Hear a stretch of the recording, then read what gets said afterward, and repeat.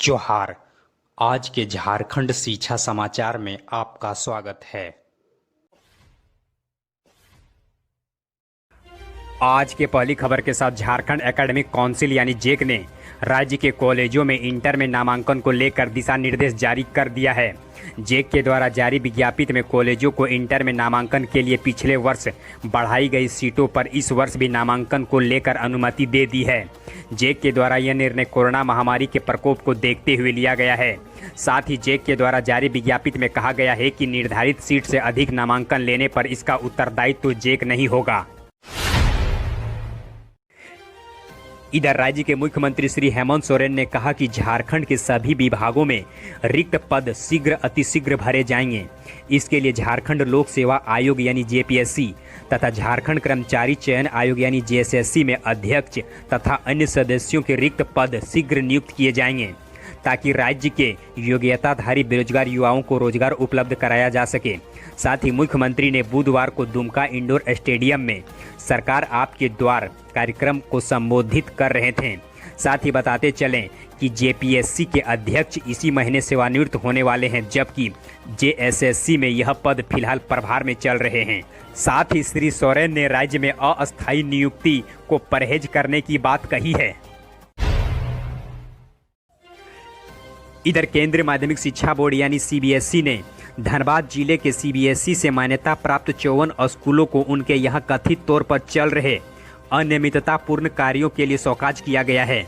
वहीं इन स्कूलों में नियुक्ति मामले में बोर्ड के नियमों की कथित अनदेखी के लिए जिला शिक्षा अधीक्षक श्री इंद्रभूषण सिंह को जांच का आदेश दिया गया है। बोर्ड ने यह कार्रवाई झारखंड अभिभावक संघ के महासचिव मनोज मिश्रा की शिकायत पर की है। इस संबंध में श्री मिश्रा ने केंद्रीय माध्यमिक शिक्षा बोर्ड के साथ प्रधानमंत्री कार्यालय को भी शिकायत की प्रति भेजी थी।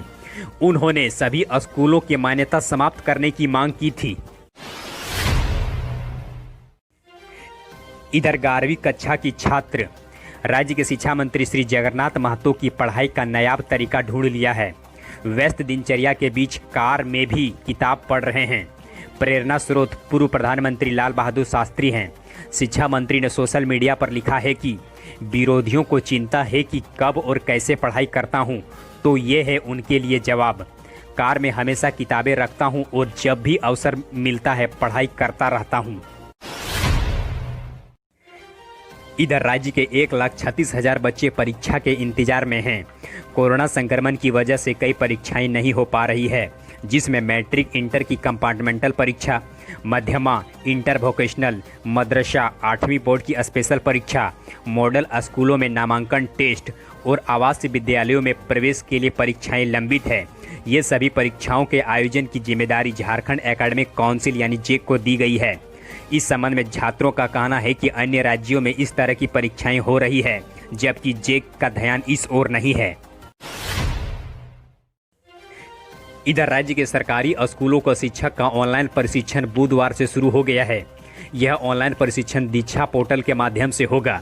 इस दौरान राज्य के शिक्षकों का डिजिटल कौशल विकास किया जाएगा।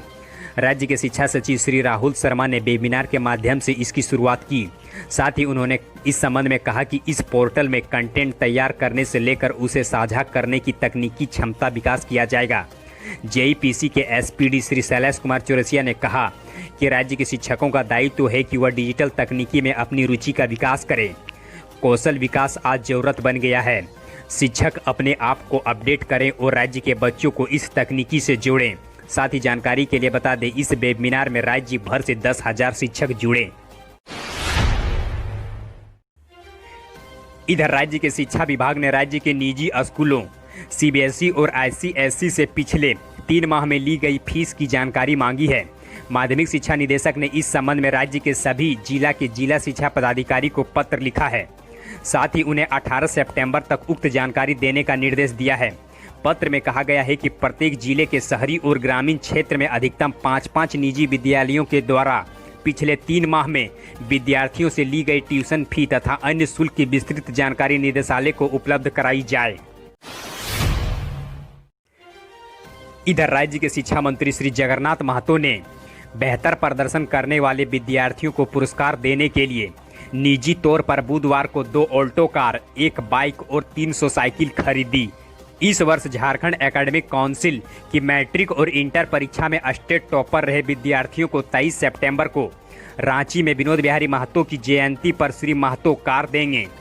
इसके अलावा भंडारीदह स्थित अपने आवासीय कार्यालय में 23 सितंबर को ही मैट्रिक परीक्षा में बोकारो की जिला टॉपर को मोटरसाइकिल और डुमरी विधानसभा क्षेत्र में मैट्रिक की परीक्षा में 75% से ज्यादा अंक प्राप्त करने वाले 300 छात्र छात्राओं को साइकिल दिया जाएगा।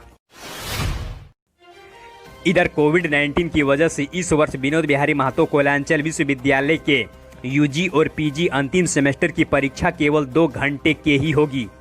परीक्षा को लेकर बुधवार को विश्वविद्यालय के परीक्षा विभाग की ओर से नोटिफिकेशन जारी कर दिया गया है।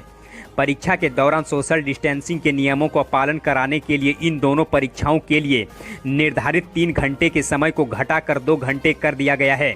पहली पाली की परीक्षा सुबह 9 बजे से 11 बजे तक, वहीं दूसरी पाली की परीक्षा दोपहर 1 बजे से 3 बजे तक लिया जाएगा। साथ ही परीक्षा के दौरान प्रत्येक पाली के बाद परीक्षा केंद्र को सैनिटाइज किया जाएगा। परीक्षार्थियों और परीक्षा केंद्र के लिए कई सुरक्षात्मक गाइडलाइन जारी किया गया है। इधर राज्य सरकार ने रांची विश्वविद्यालय समेत राज्य के सभी 7 विश्वविद्यालय से पूछा है कि अनुबंध पर शिक्षकों की नियुक्ति सृजित रिक्त पदों पर की गई थी। नियुक्ति में राज्य सरकार के आरक्षण नीति का पालन हुआ है या नहीं, इस संबंध पर उच्च और तकनीकी शिक्षा निदेशक श्री जितेंद्र कुमार सिंह ने पत्र भेजकर जानकारी मांगी है।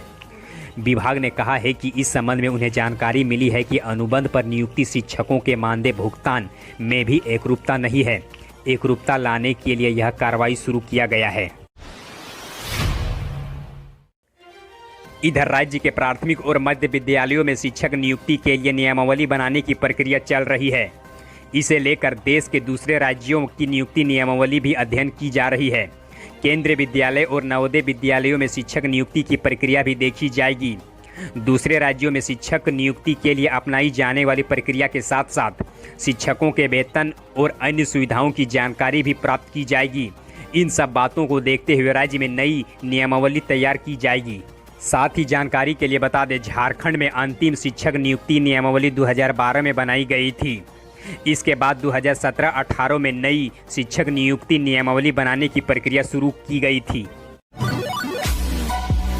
धन्यवाद। यदि आप स्टूडेंट्स हैं तो फिलहाल आप किस परीक्षा की तैयारी कर रहे हैं, और यदि आप शिक्षक या अभिभावक हैं तो आप हमें कमेंट कर बताएं कि आप सरकार से क्या उम्मीद करते हैं, जिसके आधार पर हम आपके लिए अगला अपडेट्स ला सकें। हमारे हौसला को अफजाई के लिए इस वीडियो को लाइक करें और अपने मित्रों के साथ अधिक से अधिक शेयर करें।